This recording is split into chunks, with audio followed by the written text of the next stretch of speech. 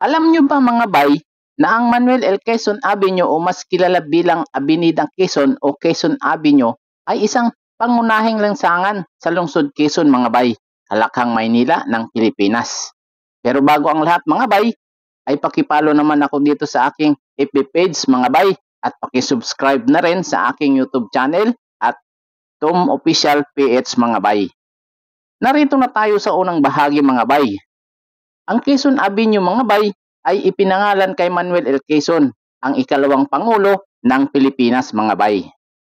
Ang kaibahan lang dito mga bay ay may 6 hanggang 14 na linya ang lansangang ito na may haba na 7.1 kilometro o 44 milya ang haba nito mga bay.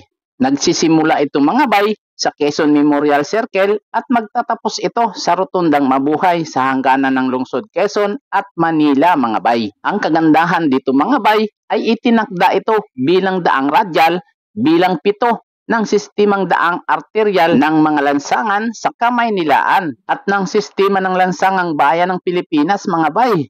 At ang kagandahan pa dito mga bay, isa ito sa pinakamaginhawang lansangan sa lungsod Quezon. Nililinyahan ito ng mga punong palma sa pagitan ng harangan o center island nito mga bay. Nakalinya rin dito mga bay ang maraming gusaling pampamahalaan at pangkomersyo mga bay. Sa hilagang dulo naman ito mga bay, matatagpuan ang Triangle Park, isa sa mga pangunahing sentro pang-industriya ng lungsod Quezon mga bay. At sa katimugang dulo naman ito mga bay, iniuugnay nito ang lungsod Quezon sa Manila, ang kabisira ng Pilipinas mga bay, at nakaugnay ito sa Avenida E. Rodriguez Jr. mga bay. Isa itong palagi ang ruta ng mga sasakyan mula lungsod Quezon patungong Manila mga bay, sapagkat nagbibigay daan ito sa distrito ng Quiapo sa Manila at University Belt mga bay. Ang kagandahan pa dito mga bay, tulad ng Avenida Commonwealth, itinayo ang Avenida Quezon bilang bahagi ng mga proyektong pang-infrastruktura noong panahong administrasyon ni dating Pangulo Ferdinand Marcos mga bay. Pinangalanan itong Don Mariano Marcos Avenue mga bay bilang pagkilala kay Mariano Marcos, ang ama ng Pangulo mga bay.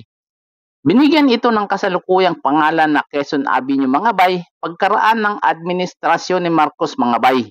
Dati itong nagsisimula sa EDSA, ngunit ang bahagi mula daang Ilepso hanggang EDSA na dating tinatawag na Commonwealth Avenue Extension ay naging bahagi ng daan Kalaunan mga bay. At noong 2003 mga bay, pagkaraan ng kapansin-pansing bisa sa EDSA Avenida Commonwealth at ng lansangang Marikina Infanta mga bay, ay isinagawa ng pangasiwaan sa pagpapaunlad ng Halakhang Maynila o MMDA ang mga clearway scheme mga bay.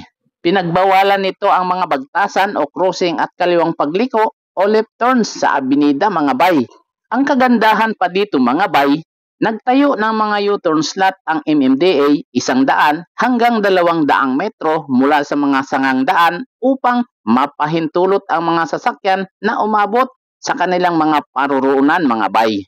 Noong June 11 mga bay, sinimulan ang pagtatayo ng 440 metro o 1,440 talampakang daang pangilalim mga bay. Noong September 2012 naman mga bay ay binuksan ito ni Pangulong Benigno Aquino III ang daang pangilalim sa publiko mga bay. At alam nyo ba mga bay na ang halaga ng proyekto ay 452 milyong piso o mas mababa sa inilaang budget na 534 milyong piso mga bay.